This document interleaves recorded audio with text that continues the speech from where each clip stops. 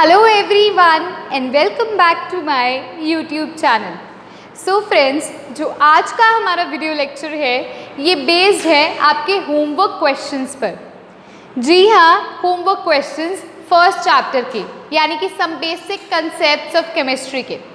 So as you know, मैं live session लेने लगी थी इसी होमवर्क क्वेश्चन की सीरीज़ का, बट मेरी कोशिश थी भी स्मार्ट बोर्ड पे आपको क्वेश्चंस दिखाए जाएं, और इसके साथ लाइव पे जब मैं जाती हूँ तो मेरे पास इंटरनेट इतना कनेक्शन नहीं था, इंटरनेट प्रॉब्लम आ रही थी। मैंने ट्राई करने की कोशिश करी भी, एक बार पहले हल्का सा ट्राई करके देखते हैं। सो उसमें थोड़ा सा इशू आ रहा था। सो आई थॉट ज़्यादा टाइम ना लगाते हुए आप तक ये वीडियो लेक्चर प्रोवाइड कर दिया जाए, आप तक ये आंसर्स प्रोवाइड कर दिए जाएँ, क्योंकि बहुत सारे स्टूडेंट्स के मेरे पास मैसेजेस आए भी, मैम आप रिप्लाई नहीं कर रहे हो, आपने कहा था आप कमेंट्स को रिप्लाई करोगे। सो आई वुड से इस वजह से ही मैंने ये वीडियोस बनाई, ताकि आप सब अपने आंसर्स मैच कर सकें। आंसर्स ही नहीं, देखिए आंसर्स तो मैं आपको ऑब्वियसली कमेंट बॉक्स में मैंने कई स्टूडेंट्स के किए भी हैं first second third fourth lectures में, बट आई वॉन्ट आप उस मेथड को भी देखें जिस मेथड से मैं सॉल्व कर रही हूँ, सो दैट आपको पता चले भी हाँ, क्या हमने जिस वे से किया है वो भी सही है या गलत है, क्योंकि उसे आइडेंटिफाई करना भी ज़रूरी है भी टॉपिक क्लियर है या नहीं है ना। कहीं आपने किसी और मेथड से किया और वो मेथड सही नहीं है तो आप उसे भी रिकॉग्नाइज कर सकते हो। सो अब हम चलने लगे हमारे टॉपिक की तरफ, यानी कि हमारे लेक्चर्स के होमवर्क की तरफ। सो आज के इस वीडियो लेक्चर के अंदर I am going to cover lecture number 1 से लेकर लेक्चर नंबर 5 तक। ये पार्ट 1 है जिसमें आपको फर्स्ट लेक्चर से 5th लेक्चर तक के सारे होमवर्क क्वेश्चंस मिलेंगे।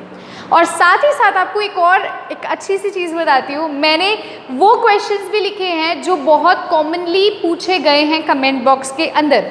हो सकता है आपका पूछा हुआ क्वेश्चन भी यहाँ पर हो स्क्रीन पर, ठीक है। सो बहुत ही इंटरेस्टिंग सेशन होने वाला है ये वाला। सो फटाफट से जिस भी स्टूडेंट ने अभी तक चैनल को सब्सक्राइब नहीं किया है, चैनल को सब्सक्राइब कर दीजिए। मेरे चैनल का नाम है शौर्या ग्रोवर, और उसके साथ आपको बेल आइकन देखने को मिलेगी। बेल आइकन को प्रेस करने से क्या होगा, नेक्स्ट वीडियो डल चुकी है ये नोटिफिकेशन आ जाएगी, और अब तो प्रेस कर ही दीजिए बेल आइकन, क्योंकि इसकी अगली वीडियो का भी आप लोग वेट करेंगे, है ना।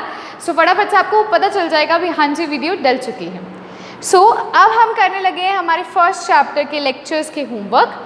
सो ये इंट्रोडक्शन है, आप देख सकते हैं इजीली भी। We are going to study about the some basic concepts of chemistry from lecture number 1 to lecture number 5। Okay, so अब हम इसके बारे में स्टडी करेंगे। यस स्टूडेंट्स, सो देखिए पहला जो लेक्चर है आपका वो बेस्ड है इंट्रोडक्शन ऑफ केमिस्ट्री पे। इस लेक्चर के अंदर हमने क्या किया था स्टूडेंट्स, इस लेक्चर के अंदर हमने देखी थी टाइप्स ऑफ केमिस्ट्री। हमने टाइप्स के बारे में स्टडी किया था, और हमने ये भी देखा था बच्चों भी टाइप्स के अंदर physical chemistry, inorganic chemistry, organic chemistry, हमने इन सबको स्टडी किया था इन डिटेल, राइट। मतलब मैंने आपको एक टेबल सा बना के बताया था। तो इस वीडियो लेक्चर में कोई भी क्वेश्चन एज अ होमवर्क मैंने आपको नहीं दिया। This was the basic introduction. इसके बाद जो चैप्टर हमने, मतलब इसके बाद जो लेक्चर हमारा था वो था लेक्चर नंबर 2, जिसपे आपको क्वेश्चंस देखने को मिलेंगे, जिसपे आपको मैंने होमवर्क भी दिया था। और ये लेक्चर बेस्ड है सिग्निफिकेंट फिगर्स पे। ये लेक्चर किस पे बेस्ड है, सिग्निफिकेंट फिगर्स पे लेक्चर बेस्ड है। सो स्टूडेंट्स अब आप फटाफट से आपने क्या करना है, ठीक है, फटाफट से अपने कॉपीज खोल लीजिए जहां पर आपने इसे सॉल्व किया है। सो आपके सामने क्वेश्चन नंबर 13, मैंने क्वेश्चन नंबर 13 आपको होमवर्क के लिए दिया था। फटाफट से अपनी वो कॉपीज खोल लीजिए जहां पर आपने इस होमवर्क को सॉल्व किया है। एक और चीज़ बड़ा इंटरेस्टिंग सा हम एक मेथड फॉलो करने वाले हैं भी। जैसे आपको जो होमवर्क में मैंने दिए हैं, अब मैं आपको सॉल्यूशन तो सॉल्व करके बताऊंगी। आपने अकॉर्डिंग टू लेक्चर्स आपने सबसे पहले अपना काम करना है, you have to write your name, you have to write your class तो ऑब्वियसली 11th ही है, लेकिन कई स्टूडेंट्स 12th के भी 11th के जो वीडियोस हैं, लेक्चर्स हैं, चैप्टर्स हैं, उन्हें रिवाइज करते हैं, है ना। सो आपने क्या करना है, अपना नेम, अपनी क्लास, ठीक है, and you need to write भी आप कहाँ से बिलोंग करते हो, ये आपकी मर्जी है, इट्स एन ऑप्शनल। आप लिखना चाहते हो लिखो, नहीं लिखना चाहते इट्स अप टू यू, ठीक है। आपने अपना नेम लिखना है, दैट इज़ नेसेसरी। नेम लिखकर आपने लिखना है लेक्चर नंबर 2, ठीक है। और लेक्चर नंबर 2 में जितने भी क्वेश्चंस है उसमें से आपके कितने करेक्ट है, like I am we are discussing 10 questions है, तो 10 में से आपके 10 करेक्ट हैं, 5 करेक्ट हैं, 4 करेक्ट हैं, 9 करेक्ट हैं या 10 ही करेक्ट है, आपने ज़रूर कमेंट बॉक्स के अंदर कमेंट करना है। And I guarantee you, I promise you, मैं ज़रूर लाइक करने वाली हूँ। I am going to like that comments जो स्टूडेंट्स इस वीडियो लेक्चर में, क्योंकि पता है कि अभी तक मैं बहुत सारे वीडियो लेक्चर्स दे चुकी हूँ, अपलोड कर चुकी हूँ, तो करके हम इतने वीडियो लेक्चर्स में मैं हर किसी का रिप्लाई करना थोड़ा टफ हो जाता है। So I am going to keep भी इस वीडियो में जैसे सारे होमवर्क के क्वेश्चंस है, सो मैं उन स्टूडेंट्स के ज़रूर रिप्लाई करूँगी इस पर्टिकुलर वीडियो के लिए। तो आई एम प्रॉमिसिंग यू, मैं रिप्लाई ज़रूर करूँगी। आपने अपना नेम लिखना है, लेक्चर नंबर लिखना है और कितने क्वेश्चन आपके करेक्ट हैं आपने वो लिखना है, ठीक है। अब टाइम नहीं लगाते, फटाफट से क्वेश्चन देखते हैं। सो सबसे पहला क्वेश्चन स्टूडेंट जो आता है दैट इज क्वेश्चन नंबर 13। आपसे पूछा गया था भी सिग्निफिकेंट फिगर्स बताइए इन क्वेश्चंस में, सिग्निफिकेंट फिगर्स बताइए। तो रूल्स आपको सिग्निफिकेंट फिगर्स के होप सो याद होंगे ही। तो क्वेश्चन नंबर 13 क्या है, 0.0078। इसके अंदर आपको बताना है कितने सिग्निफिकेंट फिगर्स हैं। अब एक चीज़ आपको याद होगी, non zero digit, non zero digit. Students non zero digits वो डिजिट्स होते हैं जो लाई करते हैं फ्रॉम 1 to 9। कहाँ से कहाँ तक? फ्रॉम 1 to 9, जो 1 से लेकर 9 तक होंगे उसे हम बोलते हैं non zero digits. While zero digit कौन सा होता है? ऑब्वियसली ज़ीरो ये होता है, और ज़ीरो के अलावा जो डिजिट्स रह जाते हैं उन्हें हम नॉन ज़ीरो डिजिट्स कहते हैं, जैसे 1 2 3 4 5 6 7 8 9, है ना, ये सारे नॉन ज़ीरो हैं, ठीक है। सो अब आपसे पूछा जाता है, जब आपको सिग्निफिकेंट फिगर्स निकालने हैं तो आपको एक क्वेश्चन दे दिया जाए, आपसे पूछा जाए जब तक नॉन ज़ीरो डिजिट नहीं आता तब तक कोई सिग्निफिकेंट फिगर्स नहीं है। कैसे? यहाँ पे ज़ीरो है, ज़ीरो एक ज़ीरो डिजिट है, ज़ीरो भी एक ज़ीरो डिजिट है, ये ज़ीरो भी एक ज़ीरो डिजिट है। नॉन ज़ीरो डिजिट कौन सा हुआ? 7 8 9, ये कौन से हुए? ये हुए हमारे नॉन ज़ीरो डिजिट्स। ये तीनों हमारे नॉन ज़ीरो डिजिट्स हुए। तो सिग्निफिकेंट फिगर्स हम कहाँ से काउंट करते हैं? जहाँ से नॉन ज़ीरो डिजिट्स शुरू होता है। तो हम इन ज़ीरो को काउंट नहीं करेंगे। तो इस केस में कितने सिग्निफिकेंट फिगर्स हो जाएंगे? 3 हो जाएंगे स्टूडेंट्स। एक और चीज़ आपको इसमें बताती हूँ, एक और चीज़ आपको, अगर मैं इसी एग्जाम्पल इसी के अंदर बोल दूँ भी 1.00789 में कितने सिग्निफिकेंट फिगर्स हैं, 1.00789 में कितने हैं, तो यहाँ पर पहला डिजिट जो है वो 1 है और 1 एक नॉन ज़ीरो डिजिट है, तो वो सिग्निफिकेंट फिगर्स में काउंट होगा। और उसके बाद वाले जितने भी ज़ीरोज़ हैं वो भी सिग्निफिकेंट फिगर्स में काउंट होंगे। तो 1 2 3 4 5 एंड 6, तो यहाँ कितने सिग्निफिकेंट फिगर्स हो जाएंगे? 6 हो जाएंगे। लेकिन अगर यहाँ ज़ीरो आ गया जो कि नॉन ज़ीरो डिजिट नहीं है तो ये काउंट नहीं होगा, ना ही ये काउंट होंगे। कहाँ से काउंट होगा? पहले नॉन ज़ीरो डिजिट से। तो पहला कौन सा है? यहाँ 1 है। अब मान लो एक और आपसे एग्जाम्पल लेती हूँ, एक और आपसे लेती हूँ, हाँ जी। सो एक अगर एग्जाम्पल आपको बोलूँ 2.00789, इसमें कितने सिग्निफिकेंट फिगर्स हैं? ऑब्वियसली 2 भी क्या एक नॉन ज़ीरो डिजिट है, तो यहीं से काउंट होंगे और ये सारे ज़ीरोज़ काउंट होंगे। एक मतलब नॉन ज़ीरो डिजिट के बाद वाला ज़ीरो भी काउंट होगा, ठीक है। सो इस केस में भी कितने सिग्निफिकेंट फिगर्स हो जाएंगे? 6 हो जाएंगे। सो आपका क्वेश्चन नंबर 13 का आंसर क्या हो जाएगा? 1 2 एंड 3। क्या आंसर हो जाएगा हमारा? 3 आंसर हो जाएगा, ठीक है। अब एक और चीज़ आपको बताती हूँ। अब ये देखिए क्वेश्चन नंबर 14 है। क्वेश्चन 14 आपको क्या दे रखा है? क्वेश्चन 14 में भी उसने बोला सिग्निफिकेंट फिगर्स ने बताइए। 8.2 इंटू 10 की पावर 4, 8.2 इंटू 10 की पावर 4 के अंदर कितने सिग्निफिकेंट फिगर्स हैं? सो आपको याद होगा मैंने आपको बताया था 10 की पावर कुछ भी हो स्टूडेंट्स, 10 की पावर n, मतलब n की वैल्यू 1 हो, 2 हो, 3 हो, 4 हो, कुछ भी हो, तो वो क्या होगा? सिग्निफिकेंट फिगर्स में काउंट नहीं होता। दिस इज़ नथिंग, ये ज़ीरो काउंट होगा, ये बिल्कुल भी नहीं, इसका कोई सिग्निफिकेंट फिगर है ही नहीं। तो इस केस में सिग्निफिकेंट फिगर कितना होगा? 1 और 2। क्या आंसर हो जाएगा? 2 आंसर हो जाएगा, क्योंकि 10 की पावर कुछ भी हो उसको हम सिग्निफिकेंट फिगर्स में काउंट नहीं करते। तो क्या रह गया? 8.2 रह गया, और 8.2 में कितने सिग्निफिकेंट फिगर्स है? 1 and 2। So it will be 2 significant figures. So question number 13 का आंसर 3 है और क्वेश्चन नंबर 14 का आंसर 2 है। अब देखते हैं, हाँ जी। सो अब देखते हैं हमारा नेक्स्ट क्वेश्चन कौन सा है। नेक्स्ट क्वेश्चन हमारा आता है क्वेश्चन नंबर 15। क्वेश्चन नंबर 15 के अंदर देखिए, सो क्वेश्चन नंबर 15 में देखिए आपने सिग्निफिकेंट फिगर बताना है। फिर से क्वेश्चन नंबर 15 है 2.0038। 2.0038 में कितने सिग्निफिकेंट फिगर्स हैं, मैं यहाँ नोट कर रही हूँ इसे, 2.0038। अभी एक ऐसा क्वेश्चन करवा के हटी हूँ, तो नॉन जीरो डिजिट है 2, यहाँ से शुरू करेंगे 1 2 3 4 5। कितने सिग्निफिकेंट हो जाएंगे, 5 हो जाएंगे। हाँ जी, कितने हो जाएंगे, 5 हो जाएंगे। क्लियर है, ठीक है। सो क्वेश्चन नंबर 15 का आंसर है 5। अब देखिए क्वेश्चन नंबर 16 की अगर मैं बात करती हूँ, क्वेश्चन नंबर 16 क्या है, 15 का आंसर हम यहाँ लिख देते हैं 5 है ना। 16 है 2.900। 2.900। अब कई बच्चे पता है मुझे क्या कमेंट बॉक्स में लिख रहे हैं, मैम यहाँ पे 2 ज़ीरोज़ हैं तो इसको 10 की पावर कुछ भी तो लिख सकते हैं। आपको मैंने पहले भी बताया था, अगर डेसिमल के बाद कोई भी डिजिट है ना, कोई भी डिजिट, तो उसको आपको काउंट करना है, चाहे वो ज़ीरो क्यों नहीं है। लेकिन नॉन ज़ीरो डिजिट के बाद कहीं आप मुझे बोलो मैम अभी भी तो थोड़ी देर पहले 0.007 था तो आपने यहाँ तो ज़ीरो काउंट नहीं किया, लेकिन उससे पहले कोई नॉन ज़ीरो डिजिट नहीं था, नॉन ज़ीरो डिजिट 7 था। इस केस में नॉन ज़ीरो डिजिट सबसे पहला 2 है। उसके बाद इसका मतलब क्या होता है, जब भी मैंने आपको पहले भी बताया था 0.900 का मतलब क्या हुआ भी, जब भी कुछ डिवाइड किया गया तो इतनी वैल्यूज़ तक उसका आंसर आया तो हम इस ज़ीरो को तो काउंट करेंगे। हाँ, अगर ये क्वेश्चन में आपको दिया होता 2900 दिया होता ना, तो मैं ज़रूर कहती भी 29 × 10 की पावर 2 कर दो।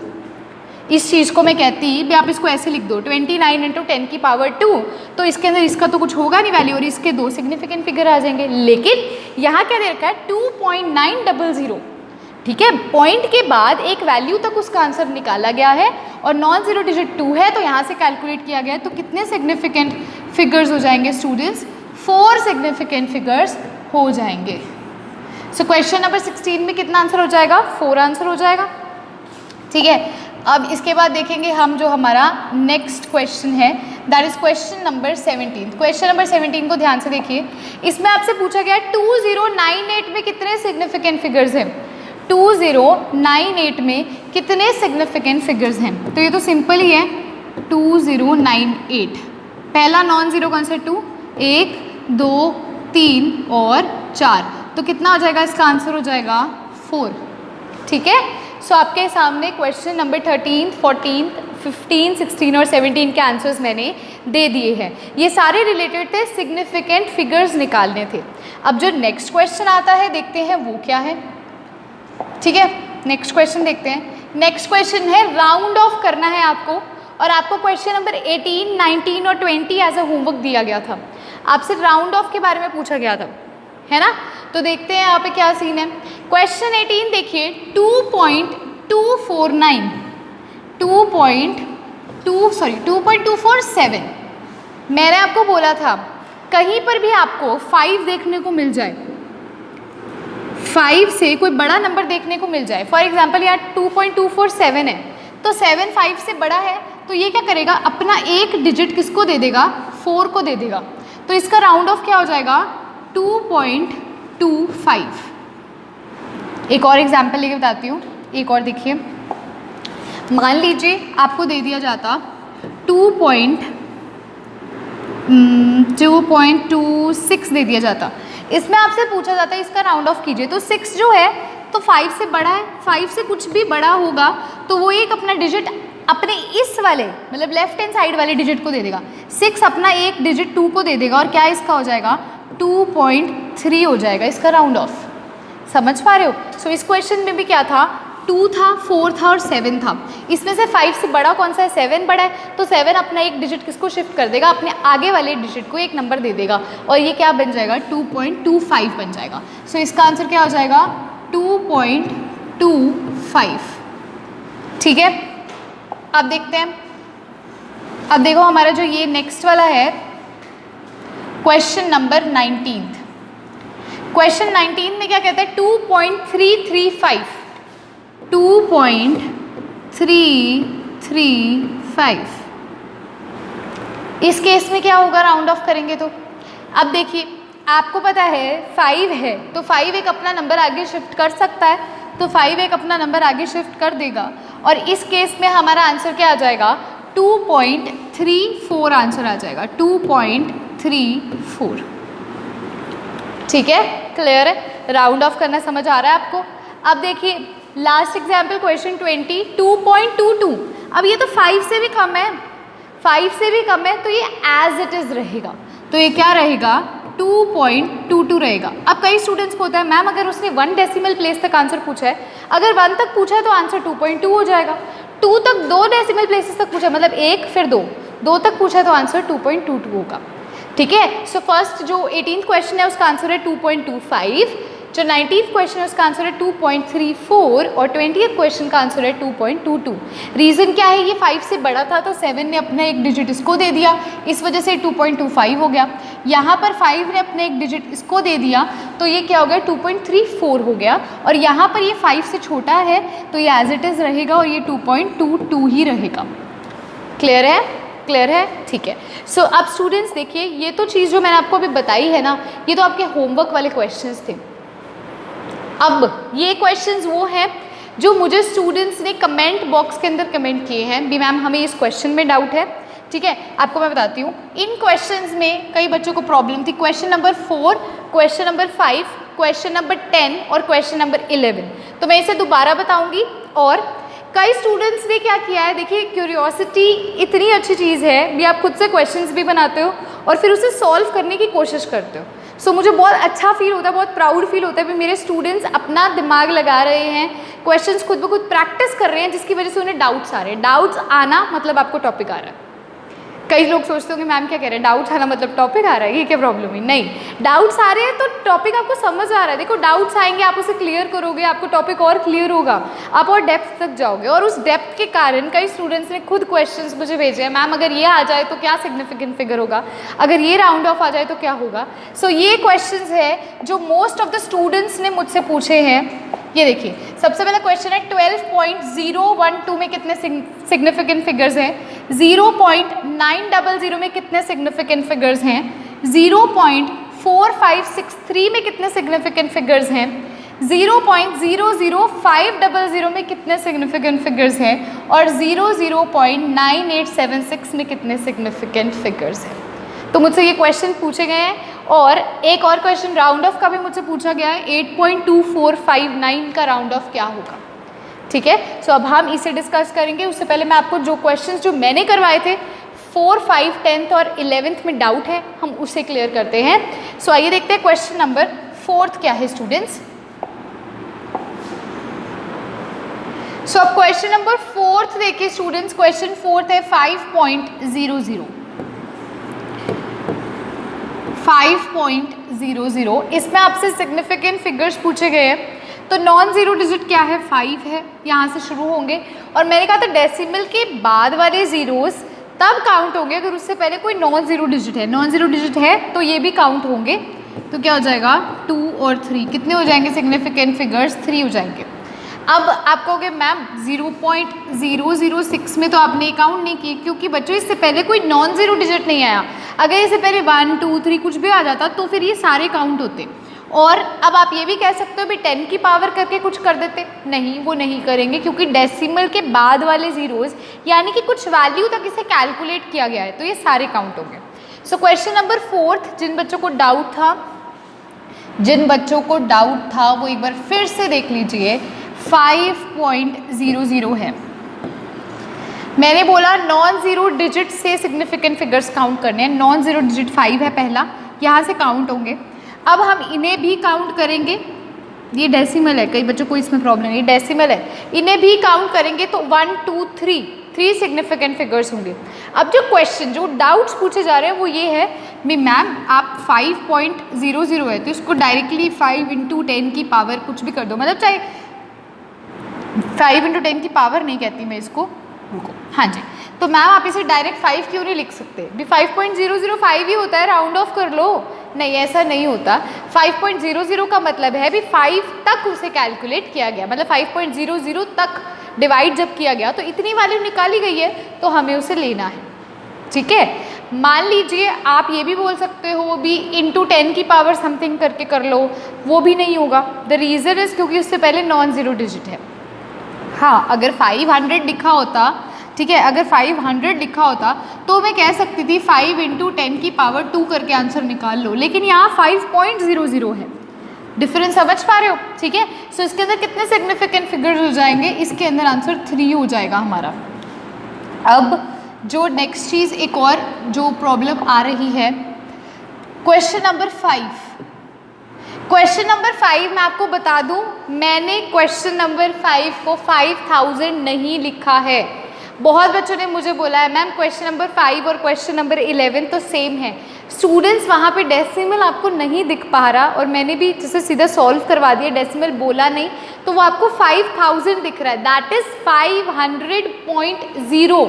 सो जिस भी स्टूडेंट को उसमें कन्फ्यूजन है, क्वेश्चन को अच्छे से नोट डाउन कर लीजिए, इसीलिए मैं इसे दोबारा लेके आई हूँ। ये है 500.0, यहाँ डेसिमल है, ठीक है, 5000 नहीं है, 500.0 है। ठीक है, तो ये क्वेश्चन है। कई बच्चे बोल रहे हैं मैम 5000 है, 5000 के तो सिग्निफिकेंट फिगर्स 1 होंगे, क्योंकि 5 इंटू 10 की पावर 3 कर सकते हैं, लेकिन क्वेश्चन ही वो नहीं है। क्वेश्चन वो होता तो मैं वैसे ही करवाती, क्वेश्चन ये है। और इस क्वेश्चन के accordingly first non zero digit 5, second, third और फोर्थ। अभी जीरो को भी क्यों काउंट किया? क्योंकि डेसिमल के बाद तक एक वैल्यू कैलकुलेट की गई है। तो यहाँ कितने सिग्निफिकेंट फिगर्स हो जाएंगे? यहाँ 4 सिग्निफिकेंट फिगर्स हो जाएंगे स्टूडेंट्स। ठीक है, अब उसके बाद देखिए नेक्स्ट क्वेश्चन आता है, क्वेश्चन नंबर 10। क्वेश्चन नंबर 10 है 80,000 में कितने सिग्निफिकेंट फिगर्स हैं? अब कई स्टूडेंट्स को इसमें प्रॉब्लम थी, तो 80,000 को बच्चों हम लिख सकते हैं 8 इंटू 10 की पावर, अब 10 की पावर कितनी होगी? 1 2 3 4, 10 की पावर 4 हम इसे लिख सकते हैं 8 इंटू 10 की पावर 4। अब यहाँ पे कितने सिग्निफिकेंट फिगर्स हो जाएंगे? 10 की पावर 4 की कोई वैल्यू नहीं है, तो यहाँ पर एक ही सिग्निफिकेंट फिगर होगा, वो है 8। तो क्या आंसर हो जाएगा? यहाँ आंसर हो जाएगा 1। ठीक है, क्लियर है? अगर मान लो इसी क्वेश्चन में आपको 11th क्वेश्चन दिखाती हूँ, आपको अपने आप क्लियर हो जाएगा। अगर मान लीजिए आपको 11th क्वेश्चन में जैसे दे रखा है, दे दिया जाए 80,000.0, तो भी क्या 1 सिग्निफिकेंट फिगर हो? क्या इसको आप लिख सकते हो 10 की 8 इंटू 10 की पावर? ये नहीं, अब नहीं लिख सकते क्योंकि डेसिमल आ गया। तो नॉन जीरो डिजिट 1 2 3 4 और ये भी काउंट होगा 5, क्योंकि कुछ वैल्यू तक आंसर को निकाला गया है। तो इसका आंसर क्या हो जाएगा? 5 हो जाएगा। एक सेकेंड, हाँ मैंने 8000 लिख दिया, यहाँ पे 80,000 इसे कर लेना, यहाँ पर इसे 80,000 कर लेना। हाँ जी, तो 80,000 में कितना हो जाएगा? पहला नॉन जीरो डिजिट 8, 1 2 3 4 5 6, तो कितने सिग्निफिकेंट फिगर्स हो जाएंगे? यहाँ 6 सिग्निफिकेंट फिगर्स हो जाएंगे। समझ पा रहे हो?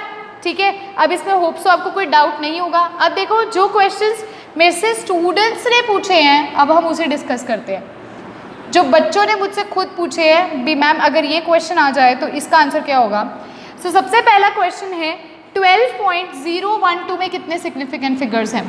आई वुड रेकमेंड जो किसी और स्टूडेंट ने क्वेश्चन पूछा है उसका आंसर तो आप कमेंट बॉक्स में ज़रूर कीजिए, ठीक है, या कमेंट बॉक्स में आंसर मेंशन नहीं कीजिए, लेकिन ये ज़रूर लिखिएगा भी मैम लेक्चर नंबर 2 में इतने क्वेश्चंस थे, ठीक है, और मेरे इतने सही हैं। इवन इनको भी काउंट करना है उनमें, और आपने मुझे बताना भी आपके कितने करेक्ट हुए। ठीक है, सो अब फटाफट से कॉपीज खोल लीजिए 12.012 का 1 मिनट है, फटाफट से आंसर देखिए।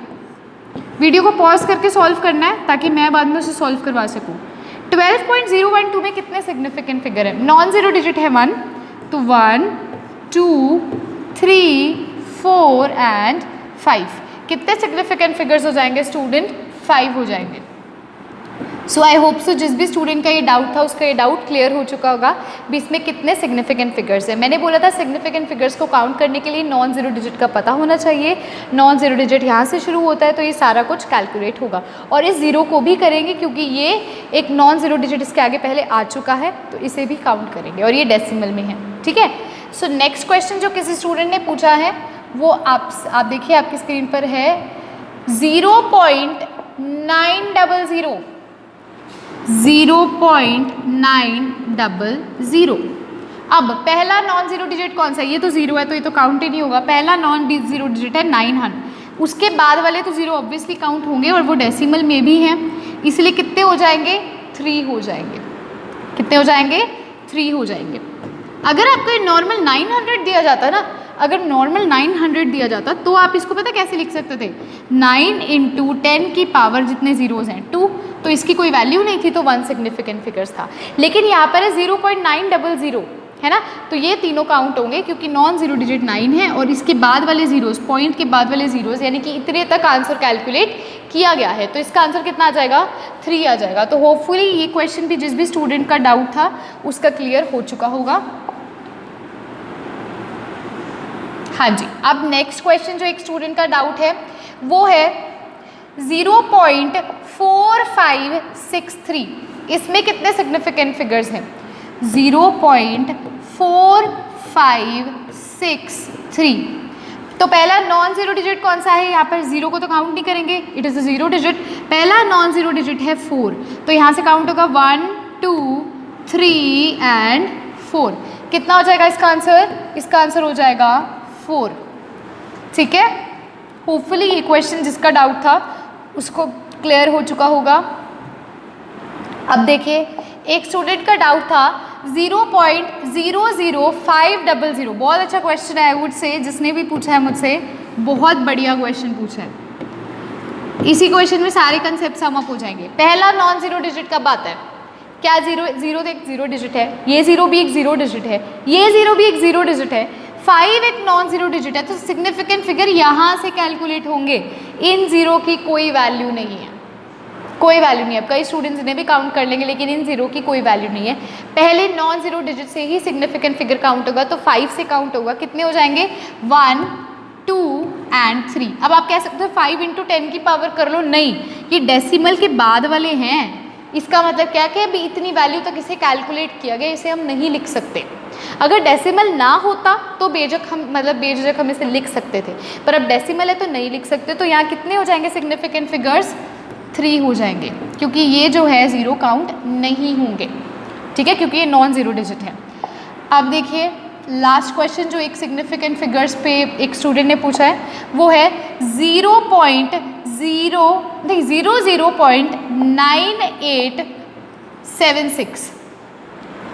00.9876। अब आप लोग जितने मर्जी इसके आगे ज़ीरो लगा लो, उससे फ़र्क ही नहीं पड़ता। जब तक नॉन ज़ीरो डिजिट नहीं आएगा उसकी कोई वैल्यू ही नहीं है। तो नॉन ज़ीरो डिजिट 9 है पहला, तो यहाँ से 1 2 3 4, तो कितने सिग्निफिकेंट फिगर्स हो जाएंगे? 4 सिग्निफिकेंट फिगर्स हो जाएंगे स्टूडेंट्स। ठीक है, अब एक लास्ट क्वेश्चन, ये तो सिग्निफिकेंट फिगर्स पे जिन बच्चों ने पूछा था। एक क्वेश्चन राउंड ऑफ पे भी किसी स्टूडेंट ने पूछा है, वो ये है 8.2459 का राउंड ऑफ बताइए। 8.2459। ठीक है, अब 9 स्टूडेंट्स 5 से ज़्यादा है तो वो अपना एक डिजिट किसको शिफ्ट कर देगा? 5 को शिफ्ट कर देगा, तो इसका राउंड ऑफ हो जाएगा 8.246। अब ये तो 3 डेसिमल प्लेसेस तक राउंड ऑफ था। मान लीजिए अगर आपको पूछा जाता है पेपर में 2 डेसिमल प्लेसेस तक बताइए, तो 6 भी क्या कर देगा? अपने एक डिजिट यहाँ ट्रांसफ़र कर देगा और आंसर हो जाएगा 8.25। लेकिन अगर आपसे सिंपल राउंड ऑफ पूछा जा रहा है तो आप बस सीधा 9 का एक डिजिट इधर ट्रांसफ़र कर दीजिए और उससे 3 डेसिमल प्लेसेस, 3 डेसिमल प्लेसेस मतलब डेसिमल के बाद 1 2 3, 3 जगह तक आंसर देना। अब अगर ये 2 डेसिमल प्लेसेस तक पूछा जाता तो 6 भी अपना एक डिजिट ट्रांसफ़र कर देगा, क्योंकि 5 से बड़ा है तो आंसर आ जाएगा 8.25। ठीक है, ये राउंड ऑफ का था। इसे फटाफट से स्क्रीनशॉट ले लीजिए फटाफट से। सो ये स्टूडेंट्स लेक्चर नंबर 2 के बारे में था, ये लेक्चर नंबर 2 के बारे में था। अब एक बहुत इंपॉर्टेंट चीज़, मैंने आपको बोला मैंने जितने क्वेश्चंस करवाए काउंट कीजिए और आप मुझे बताइए भी आपके कितने करेक्ट है। Question 13th, 14th, 15th, 16th, 17th, 18th, 19th, 20 है ना, मैंने ये करवाया आपको। तो आपने इनका एक तो बताना है मैम हमने ये होमवर्क में दिए थे, आपके हमारे इतने करेक्ट हैं, ठीक है। हमें हल्की से अगर किसी की मिस्टेक है तो कोई प्रॉब्लम नहीं है, एक सही है क्वेश्चन तो भी कोई प्रॉब्लम नहीं है, लेकिन लिखो ज़रूर ताकि कहीं पर डाउट है ना तो मैं उसे क्लियर कर सकूं। और ये भी ज़रूर बताना भी किसके सही हुए जो दूसरे बच्चों ने क्वेश्चंस पूछे। सो अब हम देखने लगे हैं जो हमारा नेक्स्ट लेक्चर का है, लेक्चर नंबर 3।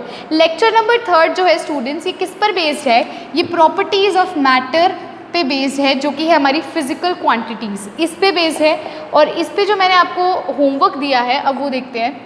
सबसे पहला क्वेश्चन आपको मैंने इस जो लेक्चर था इसमें आपको मैंने यूनिट्स के बारे में बताया था, डिराइव्ड यूनिट्स, फंडामेंटल यूनिट्स है ना, एसआई यूनिट्स, तो हमने उसके बारे में स्टडी किया था। सो मैंने आपको एक क्वेश्चन दिया था, क्वेश्चन नंबर 5 और क्वेश्चन नंबर 6। आपसे बोला गया था भी इनकी डिराइव्ड यूनिट्स कैलकुलेट कीजिए, इनके अंदर डिराइव्ड यूनिट्स की मतलब वैल्यूज़ बताइए क्या आती है। क्वेश्चन 5 में आपसे फोर्स का पूछा गया था और क्वेश्चन 6 में आपसे प्रेशर का पूछा गया था।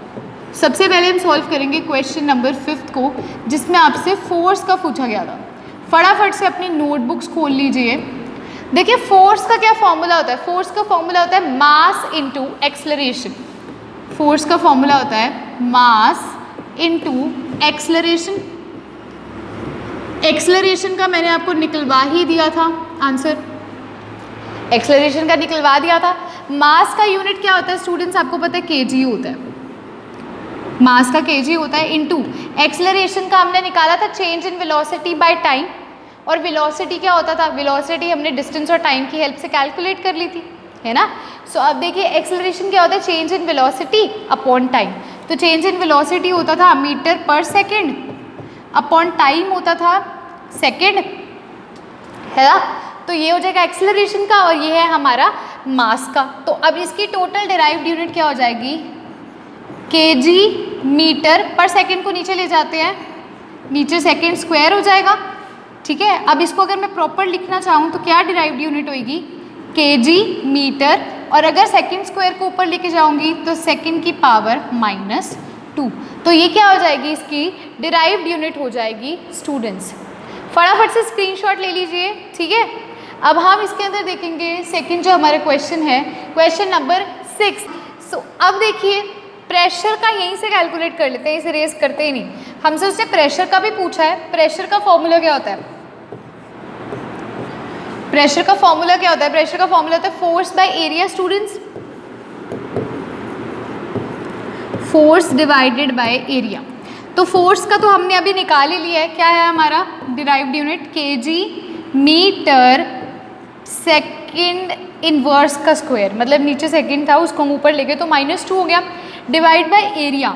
एरिया क्या होता है, एरिया मीटर स्क्वायर होता है ऑब्वियसली, तो मीटर स्क्वायर हो जाएगा। तो जब हम इसे करेंगे तो 1 मीटर से 1 मीटर कैंसिल हो गया, तो इसकी डिराइव्ड यूनिट क्या आएगी, केजी मीटर -1 सेकेंड -2। ठीक है स्टूडेंट्स, वीडियो को पॉज कर लीजिए, इसे फटाफट से नोट कर लीजिए। अब देखिए ये तो था फोर्स अपॉन एरिया हमने किया है। अब हम करते हैं नेक्स्ट क्वेश्चन जो कि बेस्ड है हमारा कन्वर्ट इनटू फारेनहाइट। आपको डिग्री सेल्सियस में दे रखा है, आप ये चीज़ देखिए, आपको ये डिग्री सेल्सियस में दे रखा है, यहाँ डिग्री लगा लीजिएगा। आपसे पूछा गया, आपको कहा गया है क्वेश्चन नंबर 7 में भी 25 डिग्री सेल्सियस को फारेनहाइट में चेंज कीजिए, 37 डिग्री सेल्सियस को फारेनहाइट में चेंज कीजिए। फटाफट से अपनी नोटबुक्स में क्वेश्चन खोल लीजिए।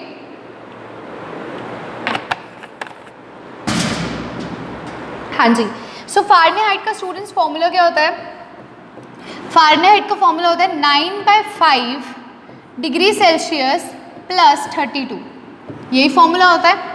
आपको क्या दिया गया, सेल्सियस में दे रखा है और आपसे पूछा गया फारेनहाइट का पूछो, तो फर्स्ट केस में लगाएंगे Fahrenheit is equals to 9/5 into degree Celsius वाला लेंगे, इंटू कितना हो जाएगा 25 प्लस क्या है 32, तो ये 5 की टेबल पे कट गया, 45 प्लस 32 यानी कि कितना हो जाएगा, ये 32 है, ये हो जाएगा 77 फ़ारेनहाइट।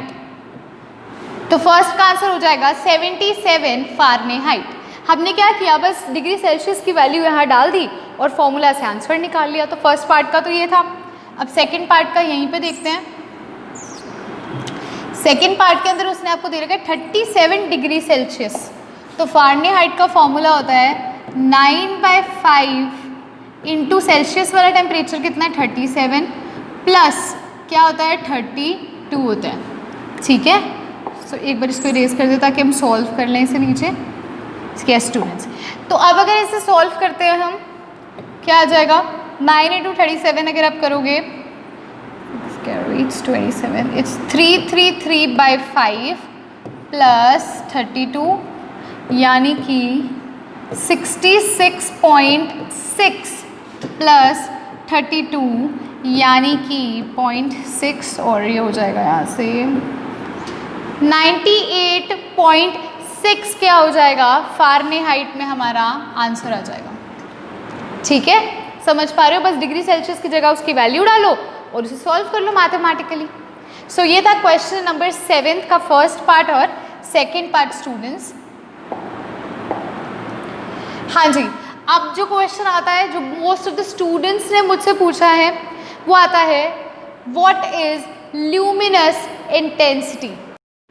सो ये स्टूडेंट्स, अब जैसे कि ल्यूमिनस इंटेंसिटी की डेफिनेशन वैसे तो मैंने लिख दिया है, लेकिन मैं आपको एक बात बताती हूँ, ये आगे जाकर आपको आ जाएंगे कंसेप्ट्स, तो टेंशन नहीं लेनी। जैसे आप छोटे छोटे टर्म्स को उठाते हो कि मैम इसका मीनिंग क्या है, अच्छी बात है, पूछना चाहिए, ठीक है, लेकिन कई टर्म्स ऐसी हैं जो आगे जाकर इन डिटेल आप स्टडी करोगे, सो उसके लिए टेंशन नहीं लेनी। वैसे ही ल्यूमिनस इंटेंसिटी है, फिर भी कई स्टूडेंट्स को जैसे डेफिनेशन जाननी थी तो उनके लिए मैं एक बार बता देती हूँ। भी बेसिकली होता क्या है, ये होता है the quantity of visible light that is emitted, ठीक है, जो एमिट होती है in unit time per unit solid angle. ठीक है, सो कितनी विजिबल लाइट जो हो रही है, ठीक है, वो एमिट हो रही है, उसे अगर हम per unit time per unit solid angle observe करते हैं, दैट इज ल्यूमिनस इंटेंसिटी। आप देखो इंटेंसिटी जो ये वर्ड है इसी से हमें पता चल रहा है ना, इंटेंसिटी मतलब वेवलेंथ से रिलेटेड, लाइट से रिलेटेड, सो ये उस चीज़ से रिलेटेड है, सो टेंशन नहीं लेनी। और इसको हम मेजर करने के लिए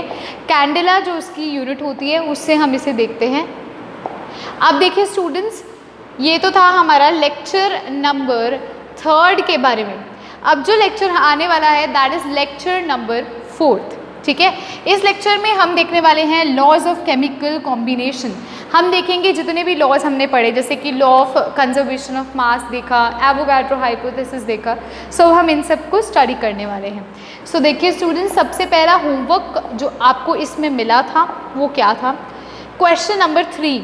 हाँ जी, इस क्वेश्चन ने तो बहुत ज़्यादा मतलब बच्चों ने वो कर रखा था, कमेंट बॉक्स भर ही रखा है, मैम आपने हमारा आंसर माइनस में आ रहा है, ऐसे कैसे हो सकता है, क्वेश्चन गूगल पे कुछ दे रखा है, मैम आप रिप्लाई कीजिए। मतलब इतने कमेंट्स मुझे इस क्वेश्चन पे मिले, और मैं आपको बताऊँ सच्ची में क्या रीज़न था क्यों मिले, क्योंकि ना ये 15.0 ग्राम जो था ना, मैंने, ठीक है, मेरे से एक गलती हुई, आई एक्सेप्टेड, मैंने इसे 1.5 ग्राम्स लिख दिया।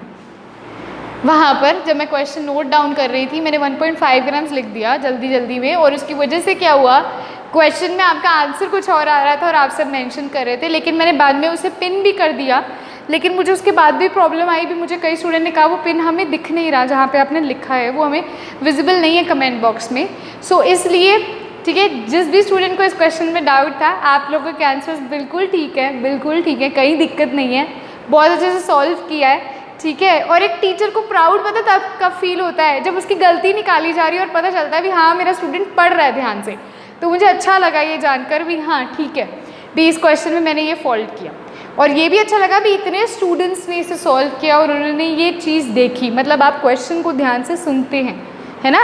सो इसे आप करेक्ट कर लीजिएगा। मैंने वहाँ पर 1.5 लिख दिया था, मैंने कमेंट बॉक्स में पिन भी किया है, जिसे अभी तक नहीं दिखा है वो ऑटोमेटिकली जहाँ पर आपने क्वेश्चन सॉल्व किया है वहाँ उसे 1.5 से 15 ग्राम्स कर दीजिएगा, डेसिमल नहीं लगेगी। ठीक है, अब फटाफट से इसको क्वेश्चन को सॉल्व करवाती हूँ।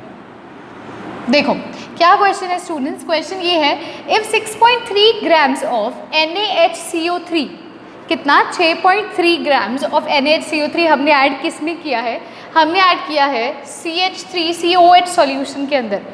एक्चुअली ये इधर आ गया क्वेश्चन, तो it is like this, CH3COH solution में है ना, हमने इसके अंदर क्या ऐड किया है, NaHCO3 ऐड किया है, राइट। ये कितना ऐड किया है, ये 6.3 ग्राम्स लिया है, और CH3COH कितना स्टूडेंट्स, 15 ग्राम्स है। ये कितना है, 15 ग्राम्स है। तो आपको बोला गया है the residue is found to weight 18 grams. यहाँ पर एक रेजिड्यू निकला, मतलब एक प्रोडक्ट निकला, ठीक है, और वो कितना निकला स्टूडेंट्स, वो निकला 18 ग्राम। और आपसे पूछता है what is the mass of CO2 released. इस रेजिड्यू के साथ CO2 भी रिलीज हुई, उसको हम X लेट कर लेते हैं। तो आपसे पूछा गया एक रिएक्शन हुई जिसमें NaHCO3 6.3 ग्राम्स था, CH3COH जो है वो 15 ग्राम थी, और एक रेजिड्यू आया जो कि 18 ग्राम था, और CO2 रिलीज़ हुई। तो CO2 कितनी रिलीज़ हुई, तो ये कौन से मतलब हमारे लॉ का एग्जाम्पल है, ये law of conservation of mass का एग्जाम्पल है, जहाँ पर हम ये बोलते हैं the total mass of reactants is equal to the total mass of product. जो रिएक्टेंट वाली साइड का मास है वो प्रोडक्ट वाली साइड के मास के इक्वल होगा। तो क्या करेंगे हम, this plus this is equals to residue plus CO2, तो इसे ऐड करेंगे, ये आ जाएगा, एक सेकेंड, हाँ जी, इसे ऐड करेंगे स्टूडेंट्स, ये हमारा हो जाएगा 21.3 grams is equals to 18 grams plus CO2 यानी कि X। तो यहाँ से X की वैल्यू क्या आ जाएगी, इसे इधर जाके माइनस कर दीजिए, ये आ जाएगा 3.3 ग्राम्स। आपका आंसर आ जाएगा 3.3 grams. Total mass of reactant is equals to total mass of product करके इसको आपको सॉल्व करना, ठीक है, क्लियर है। ये चीज़ करेक्ट कर लीजिएगा, 15 ग्राम्स कर लीजिएगा, 1.5 ग्राम्स नहीं है, ठीक है। अब देखिए नेक्स्ट क्वेश्चन। नेक्स्ट क्वेश्चन क्या है स्टूडेंट्स, नेक्स्ट क्वेश्चन जो कि बहुत ज़्यादा स्टूडेंट्स को डाउट था इस क्वेश्चन में, मैंने आपको तब भी बोली थी ये चीज़ स्टूडेंट्स, मैंने आपको तब भी मेंशन किया था भी आपको इस क्वेश्चन में जो हल्का सा डाउट देखने को मिल रहा है, जो हल्की सी प्रॉब्लम देखने को मिल रही है, ये इस वजह से क्योंकि अभी तक आपने मोल कंसेप्ट नहीं किया। मोल कंसेप्ट कर लोगे तो आपको ये डाउट क्लियर हो जाएगा। सो ये स्टूडेंट्स, अब आता है क्वेश्चन नंबर 2 जो कि मोस्ट कॉमनली आस्क्ड डाउट्स हैं, जो कि मेरे को कमेंट बॉक्स में पूछा गया है भी मैम क्वेश्चन 2 हमें क्लियर नहीं हुआ है। इसका मेन रीज़न यही है कि मैंने आपको तब भी कहा था स्टूडेंट्स ये मोल कंसेप्ट से थोड़ा सा रिलेटेड है, पर जैसे कई स्टूडेंट्स अब टॉपिक वाइज आप पढ़ रहे हो और एकदम से क्वेश्चन आ जाए और आपको कि हमने तो किया ही नहीं अभी तक, आपने तो करवाया नहीं, तो करके मैंने एक बार करवा दिया भी इस तरह का क्वेश्चन देखने को मिलेगा, तो घबराना नहीं है। मोल कंसेप्ट पे बेस्ड है और होपफुली आपने मोल कंसेप्ट कर लिया होगा तो आपको ये क्लियर हो गया होगा, बट स्टिल अगर आपने मोल कंसेप्ट में आपको प्रॉब्लम आ रही है, कहीं ना कहीं दिक्कत है, तो फिर भी मैं एक बार इस क्वेश्चन को डिस्कस करने लगी हूँ। क्वेश्चन रीड कर रही हूँ, यहाँ थोड़ी पिक्चर ऊपर हो गया, उसको मैं बता देती हूँ वहाँ क्या लिखा है। क्वेश्चन ये है 1.5 ग्राम ऑफ इथेन, ठीक है, इथेन का 1.5 ग्राम जो स्टूडेंट्स है ऑन कंप्लीट कंबशन, कंबशन मतलब ऑक्सीजन के प्रेजेंस में रिएक्शन करवाना, गेव 4.4 ग्राम्स ऑफ है यहाँ पर, ठीक है, 4.4 grams of carbon dioxide and 2.7 grams of water, ठीक है। शो दैट द, यहाँ आएगा reaction, show that the reaction are in accordance with the law of conservation of mass, ठीक है। सो आपको मैंने लिख दिया भी ये 4.4 ग्राम था और रिएक्शन और मास जो की प्लेस थोड़ी सी मिसिंग थी। अब क्वेश्चन को सॉल्व करते हैं। मैंने क्या दिया है, इथेन है, इथेन है, जब ये कंप्लीट कंबशन करवाता है यानी कि जब ये ऑक्सीजन के साथ रिएक्ट करता है, तो ऑब्वियसली जब भी कंबशन होती है, कंबशन रिएक्शन में स्टूडेंट्स हमेशा याद रखना CO2 और वाटर प्रोड्यूस होता है। सो यहाँ से CO2 प्रोड्यूस हो जाएगा और वाटर क्या हो जाएगा, प्रोड्यूस हो जाएगा, ठीक है। अब आपको पता है इथेन का फॉर्मूला ऑर्गेनिक केमिस्ट्री में स्टडी करेंगे, टेंशन नहीं लेनी। जिन भी स्टूडेंट्स को नहीं पता कैसे करते हैं, एक हल्का सा आपको बता देती हूँ। CnH2n फॉर्मूला होता है एल्केन्स का। इथेन का मतलब होता है कार्बन की वैल्यू 2 होना, N की वैल्यू 2 होना। N की वैल्यू 2 होगी तो C2H6 हो जाएगा, यानी कि इथेन क्या है, C2H6 है। इथेन क्या है, C2H6 है। तो यहाँ पर मैं सीधा इथेन का आंसर लिख रही हूँ, मतलब फॉर्मूला लिख रही हूँ। C2H6 plus O2 gives CO2 plus water, ठीक है। अब आपको दे रखा है भी ये 1.5 ग्राम्स है और वाटर की भी दे दिया आपको कितना है, और CO2 का भी दे दिया, ठीक है। सो आपसे पूछा गया एक तो ये बताना है भी क्या ये reaction law of conservation of mass को फॉलो करती है। तो अगर आपको ये निकालना है तो आपको मतलब कि total mass of reactant total mass of product के इक्वल करना है। उसको कैसे करेंगे, अब आपको यहाँ पर मास दे रखा है स्टूडेंट्स, पहले हम इस इक्वेशन को बैलेंस करेंगे। बैलेंस कैसे करते हैं, यहाँ पर इस राइट हैंड साइड पर मतलब लेफ्ट हैंड साइड पर 2 कार्बन है और यहाँ 1 है, तो यहाँ पर कार्बन कितने हो जाएंगे, यहाँ हम कार्बन को 2 से मल्टीप्लाई कर देंगे, ठीक है। बैलेंसिंग करवा रखी है मैंने। तो अब कार्बन तो दोनों तरफ बैलेंस हो गए, हाइड्रोजन इधर 6 हैं, इधर कितने हैं 2 हैं, तो इसे किससे मल्टीप्लाई कर दीजिए, 3 से मल्टीप्लाई कर दीजिए। अब ऑक्सीजन इधर तो 2 हैं, यहाँ कितने हैं 4 और 3 कितने हैं 7, तो यहाँ 2 हैं, तो इसे 7/2 से मल्टीप्लाई कर दो, यानी कि 7/2 × 2 कितने हुए 7 हुए। सो स्टूडेंट्स जैसे कि मैंने आपको बोला है डिवाइड में 2 है, तो सारे को 2 से मल्टीप्लाई करेंगे, लेफ्ट हैंड साइड को भी राइट हैंड साइड को भी, तो ये हो जाएगा 2C2H6 प्लस 7/2 O2 है, तो ये भी 2 से मल्टीप्लाई करेंगे तो 7 रह जाएगा, प्लस 7 O2, ये हमें क्या देगा, ये भी 2 से मल्टीप्लाई होगा क्योंकि दोनों तरफ होगा ना, ये 4CO2 प्लस 6H2, 3 को भी 2 से मल्टीप्लाई करेंगे, तो एक बार नीचे वाली को मैं इरेज कर देती हूँ। हाँ जी, देखिए अब हमारे पास ये इक्वेशन है, बैलेंस्ड इक्वेशन है। मैंने आपको बोला था इसके अंदर आपको कितना दिया गया, देखो भी 2 इथेन जो है वो 7 ऑक्सीजन के साथ रिएक्ट कर रहा है। इसका मतलब क्या हुआ, इस चीज़ की कंसीडर कर रही हूँ, ये होता है स्टिक्योमेट्री, है ना। तो इसका मतलब क्या हुआ, 2 मोल्स इथेन के कितने ऑक्सीजन के साथ रिएक्ट कर रहे हैं, 7 मोल्स के साथ, 7 मोल्स ऑफ O2 के साथ रिएक्ट कर रहे हैं ना, तो 1 मोल कितने के साथ करेगा, 7/2 ऑफ O2 के साथ करेगा, है ना। अब आपको क्या दे रखा है, 1.5 ग्राम इथेन का दे रखा है, 1.5 ग्राम। अब नंबर ऑफ मोल्स का फॉर्मूला होता है given mass bye molecular mass, तो नंबर ऑफ मोल्स निकालिए, गिवन मास है 1.5, मॉलिक्यूलर मास C2H6 का 2 इंटू कार्बन का प्लस 6 इंटू हाइड्रोजन का, क्या होगा 1.5 डिवाइडेड बाई 2 इंटू कार्बन का होता है 12, तो 24 प्लस हाइड्रोजन का होता है 1, तो 6 हो जाएगा 30, ये क्या हो जाएगा 1/20, ये क्या आ गया नंबर ऑफ मोल्स आ गए। अब 2 मोल 7 ऑक्सीजन के साथ रिएक्ट करते हैं, 1 मोल कितने के साथ करता है 7/2 के साथ, तो 1/20 कितने के साथ करेगा, 1/20 करेगा 7/2 इंटू 1/20 के साथ। यहाँ से कितने मोल्स आ जाएंगे, यहाँ से आ जाएंगे 7/40 मोल्स आ जाएंगे, यानी कि कितने मोल्स ऑक्सीजन के प्रोड्यूस हुए 7/40 प्रोड्यूस हुए। अब इसका मतलब क्या हो गया, नंबर ऑफ मोल्स आ गए। अब हमें मास निकालना है, तो अब हम मास निकालेंगे। उससे पहले एक बार फटाफट से आपको दोबारा बताती हूँ क्या हुआ। इथेन की कंबशन करवाई तो CO2 और वाटर प्रोड्यूस हुआ। आपको क्या किया गया, इथेन का मास दे दिया गया। अब आपसे ऑक्सीजन का मास पूछेंगे, क्योंकि law of conservation of mass का यही मतलब होता है भी मास को हम बात करेंगे, मास पता होना चाहिए, लेकिन मास तो पता नहीं, तो नंबर ऑफ मोल्स की हेल्प से हम मास निकालते हैं। नंबर ऑफ मोल्स हमने कहा स्टिचोमेट्री को लेकर भी 2 मोल्स 7 मोल्स के साथ रिएक्ट करते हैं, तो एक कितने के साथ करता है 7/2 के साथ। तो यहाँ से गिवन मास हमें दे रखा था, हमने नंबर ऑफ मोल्स निकाल लिए, तो 1/20 कितने के साथ करेगा 7/40 हो जाएगा, क्योंकि इससे मल्टीप्लाई हो जाएगा 7/2 से। तो कितने अब ऑक्सीजन के मोल्स प्रोड्यूस हो गए 7/40 प्रोड्यूस हो गए स्टूडेंट्स, कितने हो गए 7/40। तो अब यहाँ से हम ऑक्सीजन का क्या निकालने लगे हैं, ऑक्सीजन का मास निकालने लगे हैं। हाँ जी, तो 7/40 ऑक्सीजन के मोल्स प्रोड्यूस है। मोल्स का फॉर्मूला क्या होता है, given mass bye molecular mass.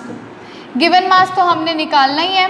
Molecular mass oxygen का क्या हो जाएगा 2 इंटू O2 है, तो 2 इंटू O हो जाएगा, है ना। ऑक्सीजन का 16 होता है, तो 16 इंटू 2 कितना हो गया 32। इसका क्या फॉर्मूला होगा, given mass by 32 is equals to 7/20, जो कि क्या है हमारा नंबर ऑफ मोल्स है। तो जब हम इसे सॉल्व करेंगे, क्रॉस मल्टीप्लाई करेंगे, 7/40 इंटू 32 करेंगे, 8 पे गया, मतलब 4 के टेबल पे भेजा मैंने, तो ये आ गया 56/10, यानी कि 5.6 ग्राम। अब ऑक्सीजन कितना प्रोड्यूस हुआ 5.6 ग्राम। इधर से हमने ये निकाल लिया भी कितना ऑक्सीजन क्या हुआ प्रोड्यूस हुआ स्टूडेंट्स, कितना हुआ 5.6 ग्राम। और फिर से एक बार रिएक्शन को देखते हैं, फिर से रिएक्शन को देखते हैं।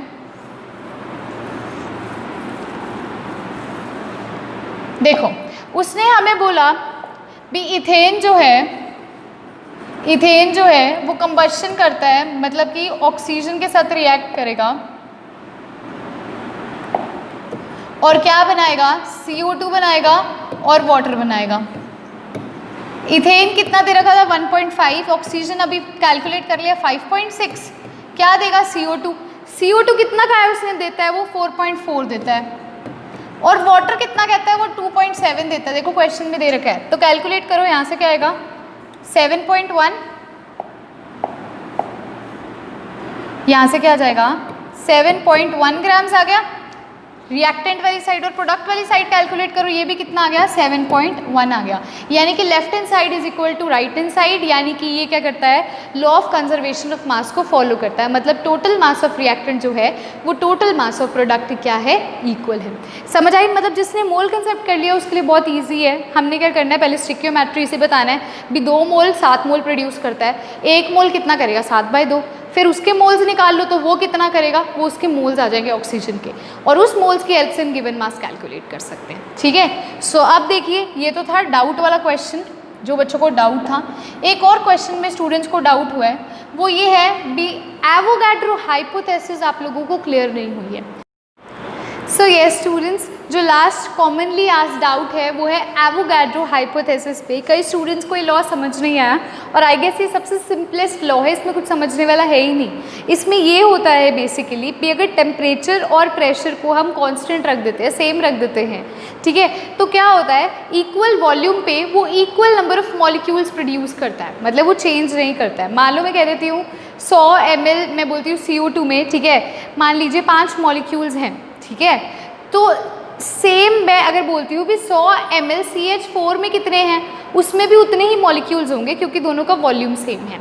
तो जिन केसेस में वॉल्यूम सेम है, प्रेशर सेम है, टेम्परेचर सेम है, वहाँ पर नंबर ऑफ मॉलिक्यूल्स भी सेम हो जाएंगे। देखिए कैसे, वो बोलता है it states that equal volume, ये क्या स्टेट करता है, be equal volume of gases के केस में जिनका वॉल्यूम इक्वल होता है at same temperature and pressure, वो क्या कंटेन करते हैं, सेम नंबर ऑफ पार्टिकल्स, यानी कि same number of molecules contain करते हैं। सो जिनका वॉल्यूम सेम होगा एट पर्टिकुलर सेम टेम्परेचर और प्रेशर, उनके अंदर नंबर ऑफ मॉलिक्यूल्स भी क्या होंगे, सेम होंगे उन गैसेस के अंदर।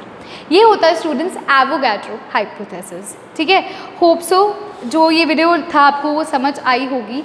अब जैसे कि मैं आपको 5th लेक्चर करवाने वाली थी, बट एक्चुअली जो 5th लेक्चर है उसके अंदर मैंने बहुत सारे क्वेश्चंस आपको होमवर्क के लिए दिए हैं, NCERT क्वेश्चंस भी दिए हैं। मैंने लास्ट में आपको 2 पिक्चर्स क्लिक करके दी थी जिसमें मैंने MCQs की सीरीज़ भी दी थी, राइट।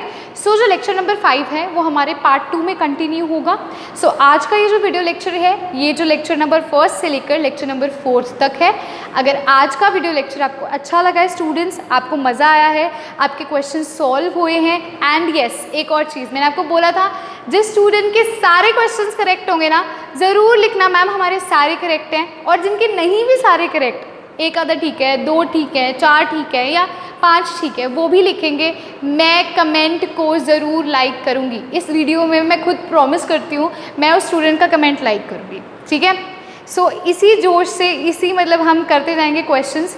स्वर्ण सीरीज़ आपको पता है मैंने अपलोड कर दी है, जिन बच्चों ने स्वर्ण सीरीज़ नहीं देखी है वो स्वर्ण सीरीज़ भी जाके देख सकते हैं, जिसमें मैंने एक्स्ट्रा क्वेश्चंस करवाए हैं चैप्टर बेस्ड। ठीक है, सो नेक्स्ट पार्ट जो होगा उसके अंदर हम देखेंगे लेक्चर नंबर 5 से। सो अगर आज का वीडियो लेक्चर अच्छा लगा है, लाइक कीजिए, शेयर कीजिए, कमेंट कीजिए, ठीक है, अपने फ्रेंड्स के साथ शेयर कीजिए। ये मत सोचिए हमारा कंपटीशन बढ़ रहा है हम क्यों दें, करिए, मज़ा तो तभी है ना। आप अपने मार्क्स देखिएगा, भी इतने बच्चों ने पार्टिसिपेट किया है और आपके इतने मार्क्स हैं, तो आपकी पोजीशन आप अपने आप समझ सकते हो, है ना। ठीक है, सो ज़रूर कमेंट कीजिएगा। Thanks a lot students.